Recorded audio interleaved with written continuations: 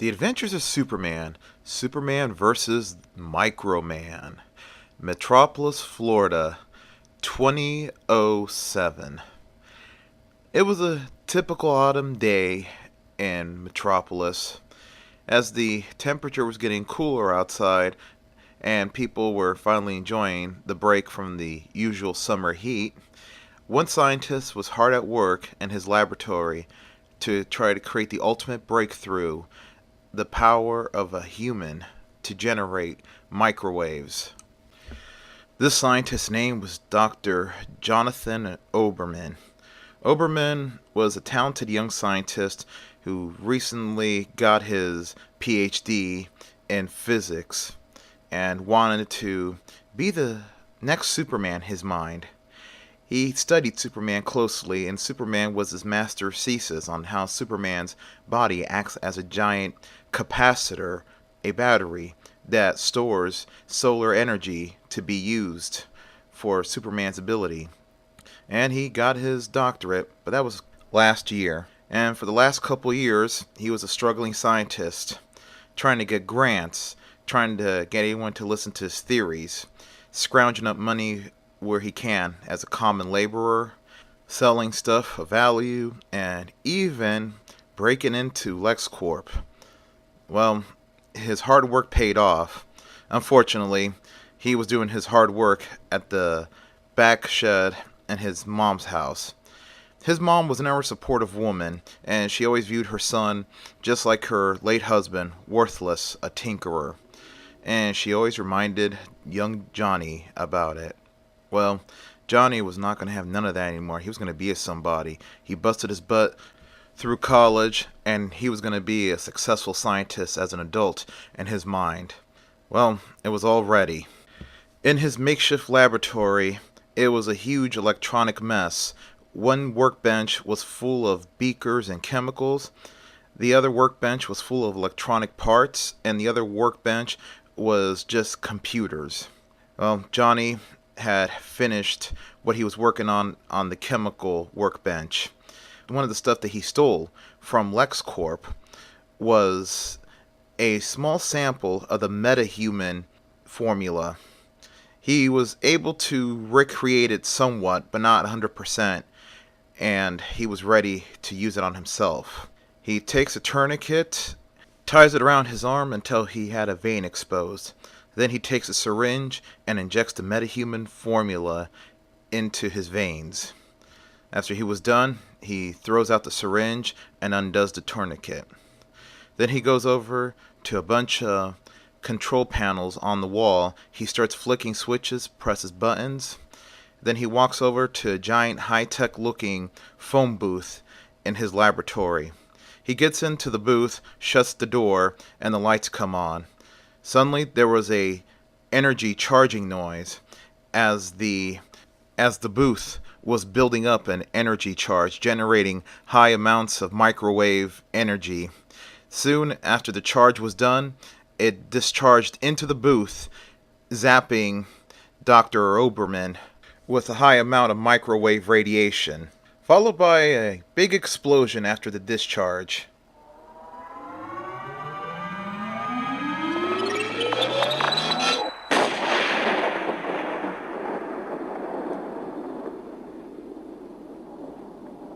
After the explosion, Johnny's mother comes running out of the house full speed to see that the shed was destroyed. There was nothing but black smoke and little flames all around the rubble of the laboratory.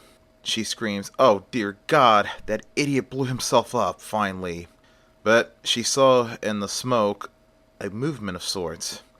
Soon her son emerged from the smoke, coughing up a storm, all covered in soot and everything from the explosion, and she screams at Johnny, "Jonathan Oberman, I can't believe this. I can't believe this. You destroyed my shed. You and your stupid experiments. It's a miracle that you're still alive. Oh my God. Oh, I'm going to explain this to the police.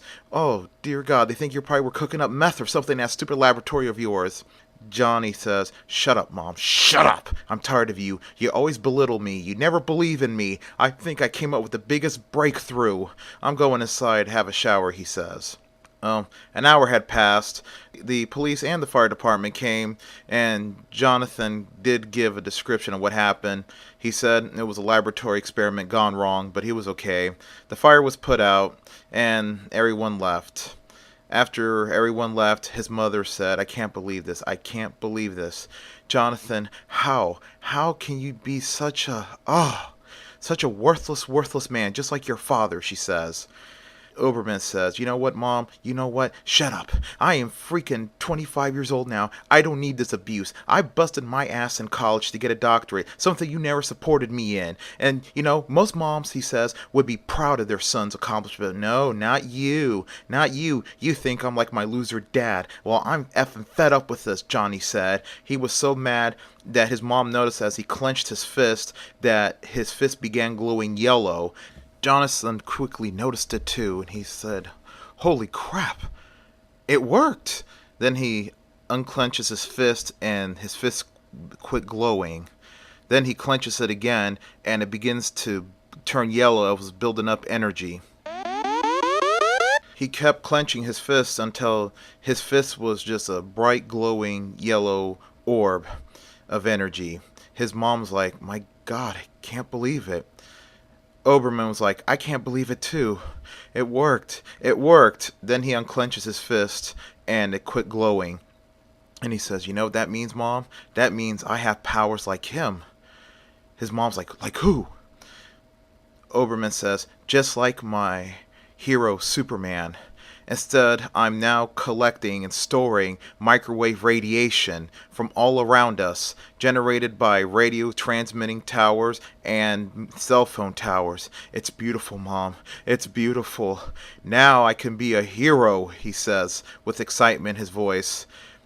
Oberman's mom's like, "I can't believe it, Johnny. I can't believe it. I apologize. I stand corrected. You did do something that your father never did. You made something that worked. You made yourself into something. I'm sorry, son," she says. "I'm very sorry." Johnny says, "It's okay, Mom. It's okay. I will make something of myself now." And he says, "Mom, I'm going to need your help. Can you still sew?" His mom says, "Yes. Mom, I need you to help me make a costume." A day or two later, at the Metropolis Business District, Lois was walking around with Jimmy. They were looking for any story to cover. It was a typical, normal autumn day. Lois was explaining to Jimmy how she's hoping for some action because she wants to see Superman in action. Jimmy was agreeing with her because he wanted to get some good photos since the chief has been on him about his lackluster photos. After Jimmy finished his comment, all of a sudden they hear the alarm go off at a nearby bank. Lois and Jimmy ran to the alarm. There they saw several men shooting and getting into a getaway car and speeding off.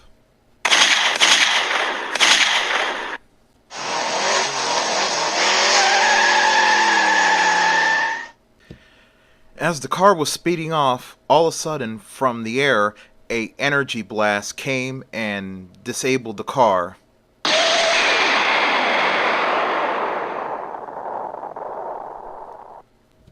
The robbers quickly fled the car. After the last robber got out, the car blew up. As they were running, they suddenly saw a figure slowly lowering from the air. It was not Superman. It was a mysterious man wearing a bizarre yellow mask with a lightning bolt on top, a yellow cape, a reddish peachish spandex suit, and weird-looking boots, and he had a big M on his chest. The robbers were like, "What in the Sam hell is that? That's not Superman." The man in the costume said, "That is right. I am not Superman. I am Microman." Then Microman proceeds to ball up his fist, and his fist began glowing as he was charging energy. Then Microman proceeded to release an energy beam, incinerating the robbers. Afterwards, a crowd gathers around Microman as he finally lands, and he says, "It's okay, good people of Metropolis. Microman is here to save the day." Lois asks him, Microman, are you a friend of Superman? When Microman turned to look at Lois Lane to answer that question, it hit him like a lightning bolt. Love. He fell head over heels for Lois Lane at first sight. He grabs Lois by the hand and kisses her and says, Madam, I am not a friend of Superman, but I hope to be a friend of Superman one day. Consider me a fan who Superman inspired to become a superhero. Then he says to everybody, okay, everybody, please clear the way. I gotta take off flying now. Then Microman launches into the air at high speed. After Microman leaves, Jimmy says with excitement, gee, Lois, this is great. I got all the pictures of this whole thing. I'm sure I'm going to get a good fat bonus from the chief. Lois is wondering still, who was Microman? And is he related to Superman in some way, shape, or form? She was now puzzled. Looks like Superman had competition for Lois's heart. Back at the Daily Planet, everything was abuzz about the Microman sighting. As Jimmy was showing off the pictures of the Microman encounter, and the chief says to Jimmy, well, kid, you did great. You're going to get a big bonus, like I said. Then he turns around to Lois and says, Lane, you did great. We have a head start on all the other newspapers in the state and this country. This is wonderful. Meanwhile, in his desk, Clark was wondering who in the world was Microman, and all the stuff that Lois explained to him, how he inspired him to become a superhero, and how he wants to be a friend of Superman one day. Then Clark decides to get up and do some investigating of his own. It was near the end of his shift, so he decided to sneak out 5 minutes early. As soon as he left, he changes into his alter ego Superman and flies off. He flies around Metropolis looking, searching to see for any sign of Microman. All he could find was where Microman had been. Microman's been busy foiling robberies, getting cats out of trees, something that Superman's always done, and signing autographs for excited children where he landed. Well, he was about to give up. Superman was on top of the Metropolis National Trust building, looking at the sunset, as the sun had set and it was now just twilight. Not dark yet, but not really that light. Suddenly, he hears somebody land behind him. Superman turns around. It was Microman. Microman says to Superman, you're a hard man to track down, Superman. Superman says back to Microman, you're a hard man to track down yourself, Microman. So who are you, and how did you get powers? Asks Superman. Microman says, I will give you a condensed version. I've been a fan since you made your appearance last year. You inspired me to do something, and I did it. I found a way to give myself powers. And now I'm like you in some ways. Just like you, my body is now a battery, a capacitor. But you store solar radiation to give you powers. My body stores microwave radiation to give me powers. Our powers are not alike, that's for sure. But I'm still discovering what I can do. I've only been a superhero for a couple days now. Well, today was my first day of action. I've been studying my abilities, unlocking my powers to see what I can do and what I can't do. But I know for one thing that I can do, Superman. I painted this mask with lead-based paint so you can't scan with your X-ray vision to see who my face is. Like I don't know what's your secret identity, you won't know what's my secret identity, he says. He says then to Superman, well anyway, Superman, I have to go. Looking forward to working with you, big guy. And then Microman takes off into the night sky. Superman wonders, who is he? Superman decided to try to get the answer in one place he think he might get it. So he flies all the way to LexCorp. In Lex Luthor's office, Lex Luthor was shutting down his computer. He was ready to call it a day and go home. As he was putting the cover on his computer and getting up and putting the chair underneath his desk, he heard the familiar flapping of Superman's cape.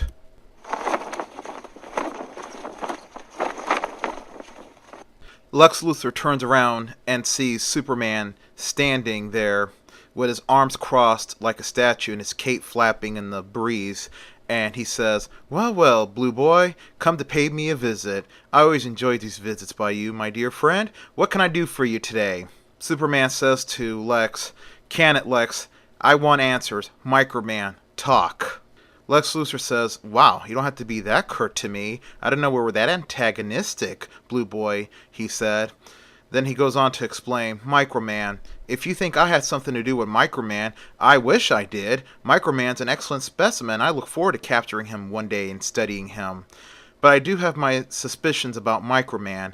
I think he's the one that pulled off that robbery in my R&D department." Then Luthor goes on to explain, maybe a week or two ago, there was a robbery in my R&D. Someone broke in electronically, stole certain blueprints, and then they came in here, stole certain specialized electronic components, stuff you don't get from the local Radio Shack. And they also stole a small sample of my metahuman serum. A small sample won't do anything, but someone who knows chemistry can easily recreate it to a certain degree. Superman says, well, thank you, Luthor. Thank you for your cooperation. I should have known. A man like Microman is too much for you. You couldn't make anything close to that caliber. That's why I wiped the floor with your defenders." Luthor looks at Superman's like, "Yeah, rub it in, Superman. Rub it in. But one day, I'm going to have your head on the pike, Blue Boy, and I'm going to dance on your corpse." Superman takes off flying into the night sky, and Lex Luthor says, one day. The days passed by as Microman was trying his darndest to outdo Superman in everything. And it was working. Superman was looking bad. Newspaper headlines all around were saying, "Is Superman yesterday's news?"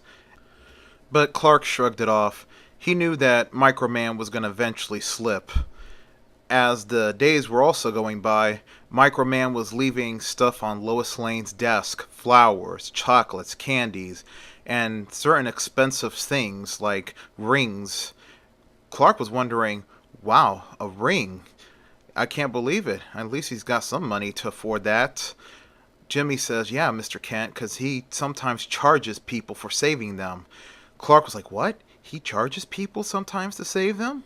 Clark was no stranger to that.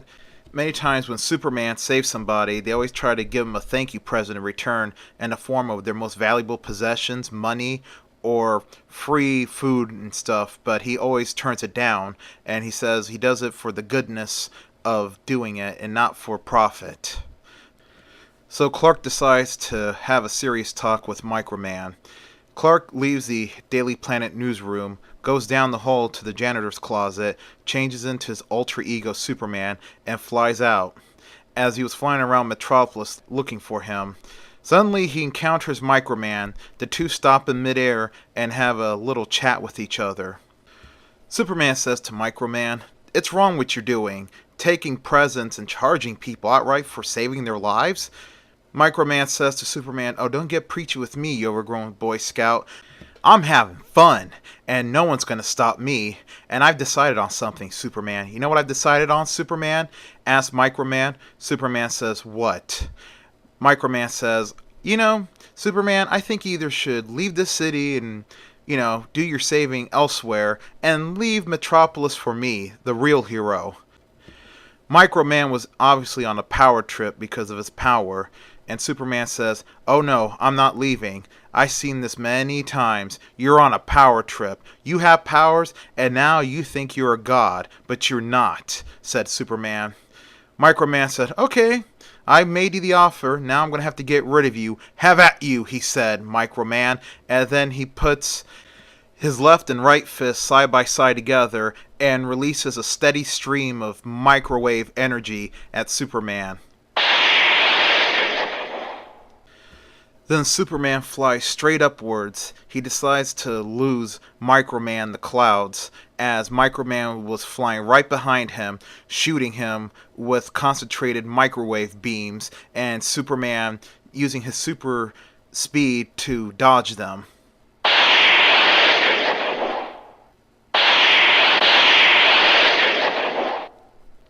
Superman hid among a cloud bank. He was well hidden. Microman couldn't find him at all. So he decided to get Superman out with a special ability he had. Microman discharged a lot of microwave radiation into the cloud, causing the cloud to discharge powerful lightning. Suddenly, Superman was struck with a massive bolt of lightning in the cloud.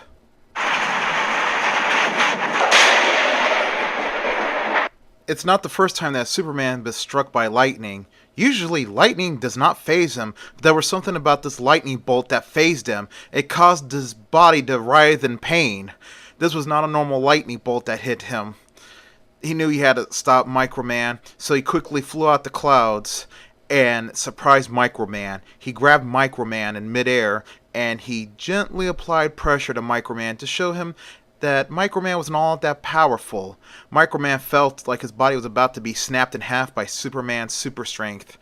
And Superman says to Microman, "Feel that, Microman? Feel that? That's superhuman strength, something you don't have. Right now I could snap your body like a twig." Fearing for his life, Microman decided to emanate a powerful energy aura to get Superman to let him go.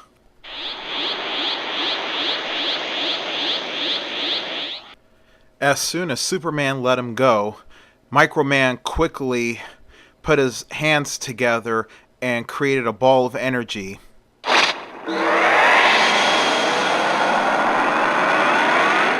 Then Microman discharges the energy ball at Superman, hitting him hard.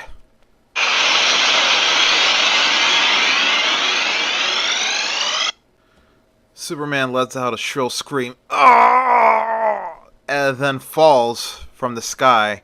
As he fell, Microman fled. He won this round, but Superman was gonna win. A few days later, Microman was nowhere to be seen or heard from.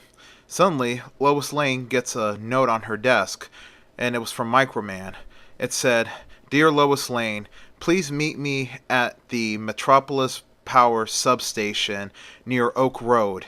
As soon as possible, please inform Superman." Lois was wondering, why did Microman leave a message like that? So she goes over to tell her boss, Mr. White, Jimmy, and Clark about the note and where she was going. Clark's like, "Lois, are you sure you want to go there? Superman told me what happened, that fight, and how Microman's power's getting to his head." Lois says to Clark, "Don't worry, Clark, I'm a grown woman. I could take care of myself." The three men in the room let a sarcastic "yeah," because they knew Lois was going to get in trouble. Well, she walks off. Then Clark turns to Perry White and says, "Mr. White, I'm going to follow her and keep a close eye on what's going on. I don't trust this Microman at all." Perry White says, "That's a good idea, Kent." Then Clark leaves the office. Well, Lois arrives to the destination, and Microman was hovering in the air. He gently lands, and he comes up to Lois, and he says, "Lois, I love you. You're the most beautiful woman in the world. You're a queen who deserves a king, and I want to be that man. I want to be that man, and I feel Superman's getting in the way." Lois is like, "My God, Microman, I am flattered, but I'm always going to love Superman because he's Superman," she said with a dreamy haze in her eyes. That angered Microman. Is like, "That's it. That's it. That's why I called you here. I want you to witness the death of Superman," he said angrily. Suddenly, he outstretches his arm and he begins absorbing a lot of microwave radiation around as it was all going into his body.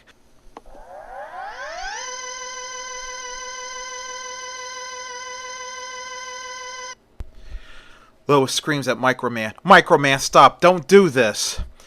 Then Superman lands at that moment, and he says to Microman, "Microman, enough. Stop what you're doing. You're going to destroy yourself and destroy everything around you." Microman says, "F you, Superman. F you." And then he discharges an energy shot that sends Superman flying back against the fence. Superman gets back up slowly, dusts himself off, and says aloud to himself, "Good gravy, man. This thing really packs a punch." Then he runs back over to Microman to try to take him on again. as Lois was pleading to Microman to stop the insanity. When Microman saw Superman running back at him, Microman releases another massive energy discharge at Superman.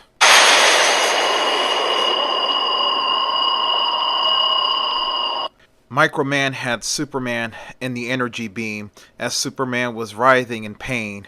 Lois was screaming, "Microman, stop! Stop it! You're killing him!" Microman says to Lois, yes, look, I'm gonna cook Superman like a giant hot dog in a microwave. I am frying him from the inside out with everything I have. Yeah, Man of Steel, you hear me? You hear me? You're gonna explode. Oh, my body, it aches. Suddenly, Microman lets go Superman from his energy grip as he was now clinging to his own chest in pain. Lois is like, "Microman, what's going on with you?" Microman's like, I don't know. I don't know. Oh, God. I think I've taken in too much energy. I'm overloading. I'm gonna die." Lois screams, and Microman, "No! Oh, God."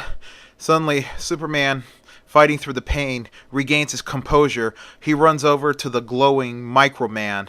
He grabs Microman, and he flies Microman high into the sky. As they were flying upwards, Microman says, "Superman, I'm dying. I've taken in too much energy. Superman, don't let me die.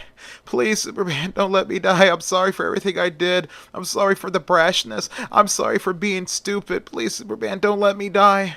Superman says to Microman, there's nothing I can do, Microman. There's nothing I can do at all. You're taking in too much microwave energy. I gotta get you far away before you blow up. I wish I could do something. It pains me to do this," said Superman. Superman flies Microman 60,000 feet into the air. Then suddenly, there was a bright flash of light and a loud nuclear explosion in the sky.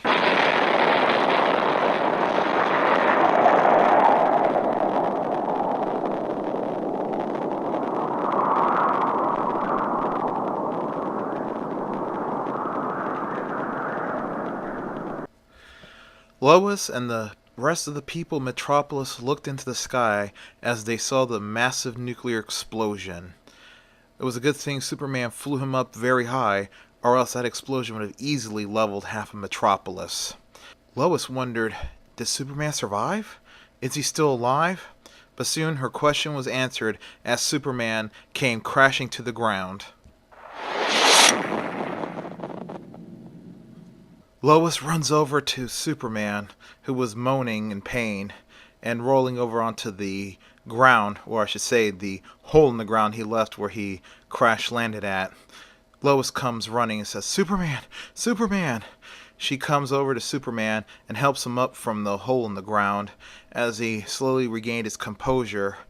His suit was torn, his cape was torn, he had some blood on him from the injury sustained from the explosion.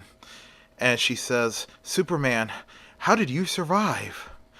Superman said, struggling to speak, it was, let's just say it was blind luck that I survived. Oh, man. There's nothing like a man going nuclear in your arms. Ooh, he says. He tells Lois, "Stay away from me. Stay away. Let me absorb some sunlight so I could heal my wounds." Oh, man. Wow. I don't want to do that again, said Superman. Well, it was over. Microman was unfortunately dead. Despite what Superman tried to do to save him, there was nothing he could do. He absorbed way too much microwave energy, more than his body could take. Superman recovered within a few hours of absorbing enough yellow sunlight to heal his wounds, but he was going to need another suit. Well, at the Daily Planet, Clark and Lois shared the responsibility of writing the story about the fight between Microman and Superman, which ended with a giant nuclear explosion, probably measuring around the 1 or 2 kiloton range, 60,000 feet above Metropolis. Meanwhile, the next morning in LexCorp, Lex Luthor was reading the Daily Planet, reading about the story that Lois and Clark wrote. And he says to his assistant, Rick, "Oh, it's a shame, Rick. It's a shame that Microman is dead. Now I won't be able to get to study that amazing specimen of a man." "Oh, well, there's always next time," said Luthor. "There's always next time. Rick said, "Yeah, Mr. Luthor, there's always next time. Like and subscribe." The end.